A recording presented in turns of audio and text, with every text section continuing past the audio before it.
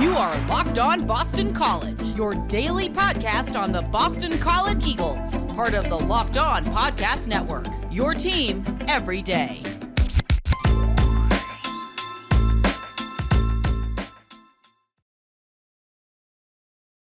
This is Locked On BC. I am your host, AJ Black. We're talking about the spring game, and I'm getting into expectations. What are realistic expectations for a game that doesn't have very high stakes? It doesn't have any stakes, honestly. So today's show, I have been reading fans' reactions and expectations for this game. I've seen other sites commenting, and I have to say I'm guilty of it too myself. I'm not putting myself off the hook here. But the spring game, what should we be expecting from this? What are realistic expectations given what it is? Now, let's get into the nitty-gritty of what this game is. It's a glorified scrimmage. It's not even, you know what, folks? I shouldn't even say that. It's not even a scrimmage. A scrimmage at Boston College are the games that are played behind closed doors because they don't let the media in, that are between the one offense against the one defense and the two off defense against the two offense, that kind of stuff. This game will not be like that. Now, Hafley has not said yet what he is expecting to do in terms of format for this game. I expect he's going to shuffle everything up. Now, why I don't have high expectations is because of that. He has already said that the hardest game practices that they're having, that the games that BC is going to play the hardest, or the practices and scrimmages, are behind those closed doors. They'll have bigger play sets. They're going to have harder tackling. He said all of this. So that, I think, we need to kind of wrap our heads around when we look at the spring game, because when they get on the field, it's fun. That's what this is about, folks. This spring game is nothing but fun. That's all. It's supposed to be fun for the players. They get their family members there. They're hooting and hollering as they're, Emmett Moorhead's throwing to Ish Zamore or a third string wide receiver. Jacob Kraft has 8 receptions or whatever happens in this game. It's supposed to be fun for the audience too, for the fans. I know some of us that are so jaded by Boston College football have a hard time having fun at anything.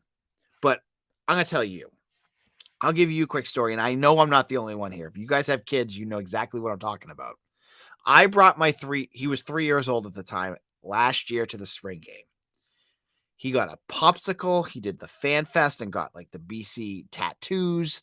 He watched, had no idea what was going on, which was fine. He liked the music. Jeff Hafley shot off t-shirt guns. It was the best commercial for Boston College sports that I could ever ask for my kid. It's great for families. It was great for him. He loved it. I took him to the Rutgers game last year. It was 90 degrees out. It was hot. They had, I'm not being the old guy yelling at the clouds here, I promise. They had the sound system so loud that he couldn't sit there anymore. We lasted a quarter. The spring game, he lasted the whole game. And this game is not just for fun. As I said, it's fun for the players. The players are definitely going to have fun. It's not just fun for families. Think about it too. Think about how you handle these games. Do you go, maybe it's an opportunity for you to get a friend that's an alumni to go with you to this game. You go to Cityside, you have brunch, you have a couple breakfast beers, you go to this game, you get back on campus. Who the heck cares about what happens on the field? It's about the community. This is what college sports is all around this country. It's about community. And the spring game can bring that. Now, I've said all along that I think that not having tailgating is a huge missed opportunity, but I blame BC partially for it because they could do tents and stuff like that, like they've done during some of the regular season games. I blame Brighton and Newton and the neighbors who are awful. But use this as an opportunity to have fun. The coaches are going to have fun. The players are going to have fun. Just think of it this way. Watching this game, that when you're watching and you're looking at what they're doing, they've already had their top 100% go out scrimmage 2 days before. Thursday tomorrow, they're going to go out there and they're going to have their end of the spring scrimmage. That's going to be all the situational stuff, the hard hitting, the playbook, Chud doing what he needs to do on the offense with Sean Duggan and Azar Abdul over him doing what they need to do in the defense. That's already happened. It's like it's already completed. So if you go into this game with that mindset, you'll have a better time. You'll have lower expectations and just enjoy it for what it is. It's just for fun. There's, we'll get into it in just a moment of some of the things that I really hope you don't look for this game because you're going to get disappointed. But my overall message here, I'm going as a fan. I'm not good. I heard through the grapevine that at last year's spring game, folks were clamoring for stat sheets. That's ridiculous. That's ridiculous because there's nothing statistically important with this game. And I am not saying that this game is not, I don't want to say important, but it's crucial that they have it. It's a part of the tradition of the football season.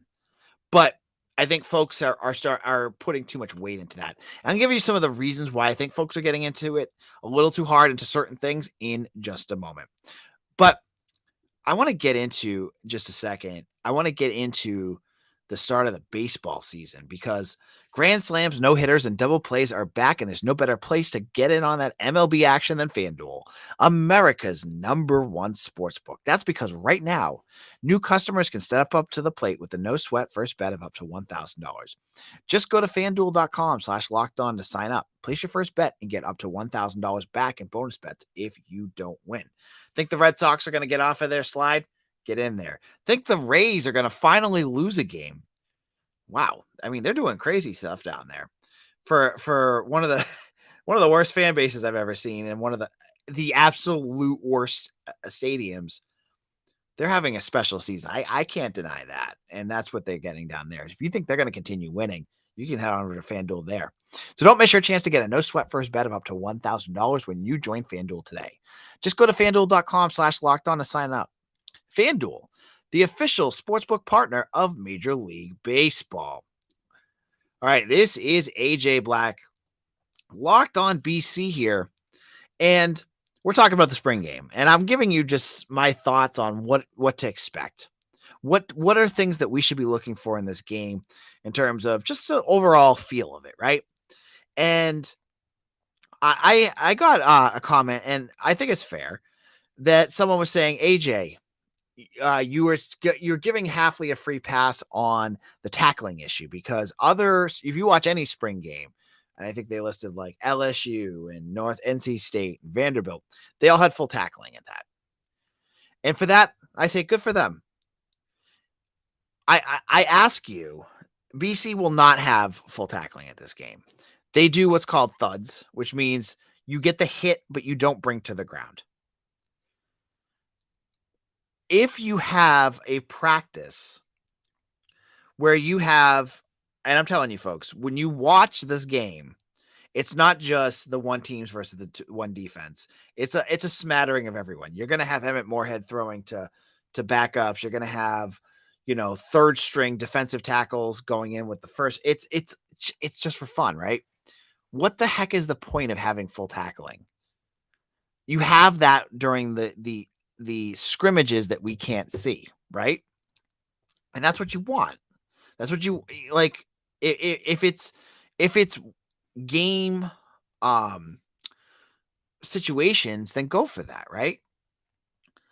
For this game, you're going to have no playbook. First of all, Hafley has said it already, And I agree with him. And I know I don't want to sound like a Jeff Halfley apologist here, but he has a new defensive coordinator and a new offensive coordinator, plural on both. Why would they show their full hand when none of it's on tape yet? We have no clue as media, as fans, as opposing teams, what Rob Chudzinski is going to call on this offense. I have ideas from what I've heard and from people I've talked to, but excuse me, we don't know. And just giving out film for a spring game when you could do all of that behind closed doors during your scrimmages, because it sounds like they've done all that, is stupid. It's malpractice. It's not what you don't need to just do it to show the fans, because you're putting yourself out there by giving out your film. So that's the first piece of this, right? You're going in, you do not need to give out your playbooks. You need to keep it vanilla. So I pray, if you're listening to this, please pray along with me. When we're doing live tweets or giving game recaps, if I see someone say something like, I was not impressed with Rob Chudzinski, I was not impressed with Sean Duggan, and the words vanilla or that was bland or predictable comes out in those tweets, you're going to scream. I will scream with you, because that is exactly what they said they're going to do. But I know folks are getting their minds set up that they're expecting something magical to happen. You're waiting for some trick gadget play or something that you didn't expect to come. Do not expect. Expect lots of runs up the middle, lots of very basic play sets with very generic offenses that are going to just try to see what they can do to beat things. You're not going to see gadget plays. You're not going to see exotic blitz schemes on defense. You're not going to see anything different on offense, and they shouldn't. The last thing you need as a school like Boston College is to put anything on game film. And I'm gonna get put over the coals for this. And they're gonna say, well, AJ, these other schools do this. Well, here's what I say about that. Georgia can go out there and they can throw whatever the hell they want out there and say, good luck stopping us, even if you know what we're going to do. Same thing with Clemson. Same thing with Florida State. When you're a good program, you can take those chances because you're a good program. BC went 3-9 last year. They can ill afford, and Halfley, who's in year 4 and really on the hot seat, can ill afford to do anything that gives another team an advantage. So that's my point on that. I'm getting fired up on this, but I really want to get my point across, okay? Do not, repeat after me, do not expect anything other than boring football out there on Saturday. And say, when you see it, say to yourself, that's cool. That's what we're expecting. The hitting piece. That's the next part. That was kind of where I started, and I kind of drifted off into my madness. But the hitting piece is the also other part I see a lot of folks saying. Why aren't they hitting? They've been hitting all spring. That is not the issue. But when you have a vanilla offense that you're not running your offense, you're not running your defense, you're not really running any of your real lines, you're just kind of just out there showcasing to friends, family, and alumni what this season's going to, thank you to the season ticket holders.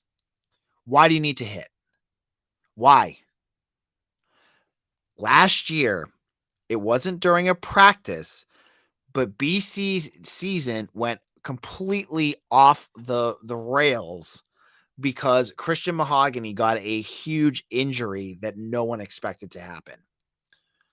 What would you say to yourself watching a spring game that does not matter if someone, let's just say Donovan Azaraku on defense, the most valuable defender that you have, blows out his Achilles heel on some stupid gang tackle, in the third quarter of the spring game?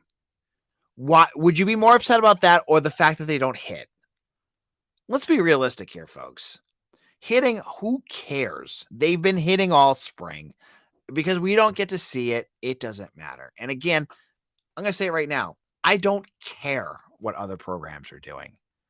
And I don't think it's a condemnation of anything on this roster or this program. If they don't hit, it's smart. These games do not matter. They are for fun. And so that's kind of where I'm at with that. And my last kind of thought too, and I saw I think it was BCI was tweeting this. They've listed all these players out there that are going to play. Joseph Griffin. Joseph Griffin's missed most of the spring. If he doesn't play, good. Let him rest. If any of these guys are dinged, good. Let them rest. I don't need to see any of these guys if they're not 100% out there playing. They need to be healthy next year. They don't need to risk re-aggravating injuries or worsening something that's minor because they get out there and play. They need to go out there and just have fun and show, just have fun.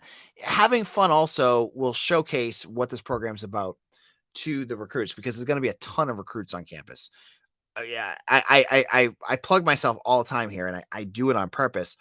I am the publisher of Eagle Insider, part of 247. If you like recruiting, you know who 247 Sports is. I am the BC guy for 247. I've been about it for about a year now. I have right now a ton of recruiting articles.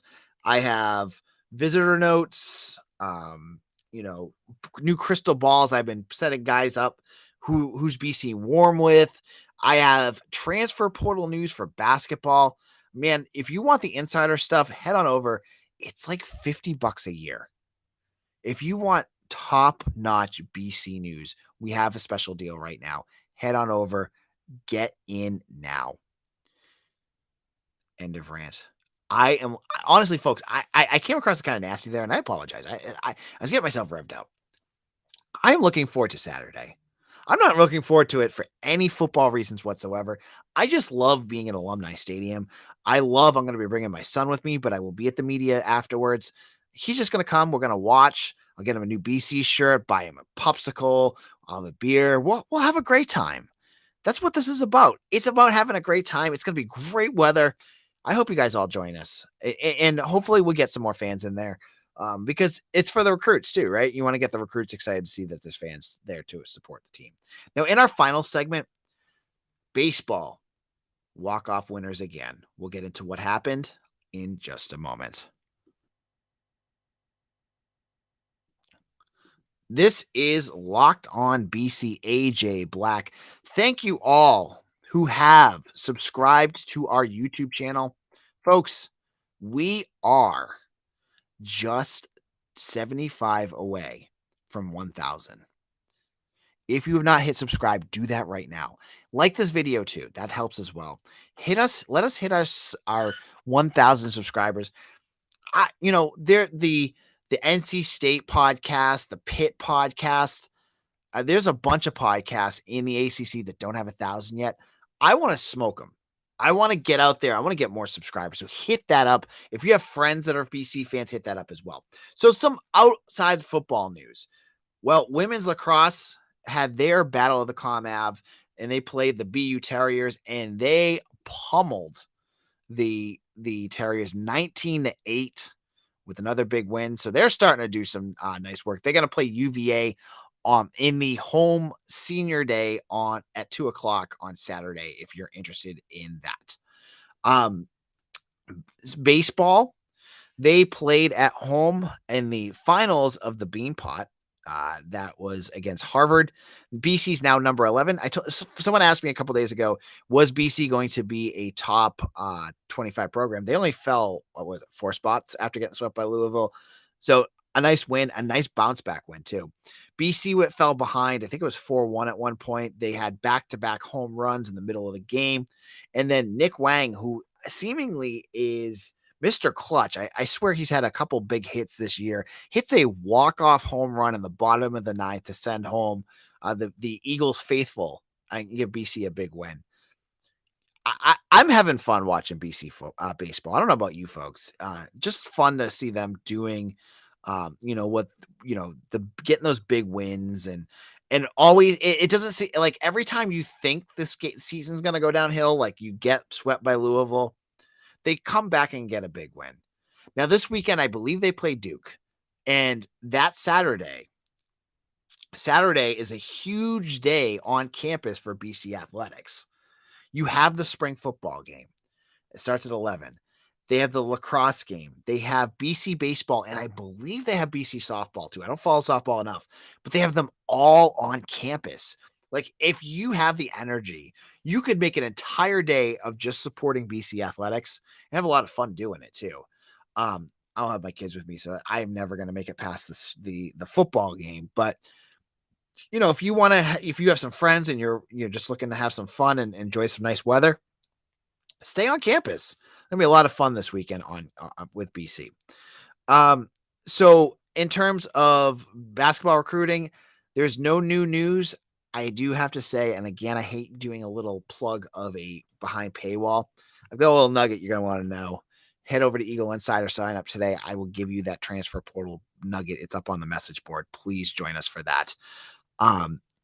And Zay Flowers, also the number 10 recruit in Mel Kiper's ratings. That doesn't mean he's going to be the number 10 pick. Mel Kiper had him at number 17, but he's really pushing to be that top number one wide receiver.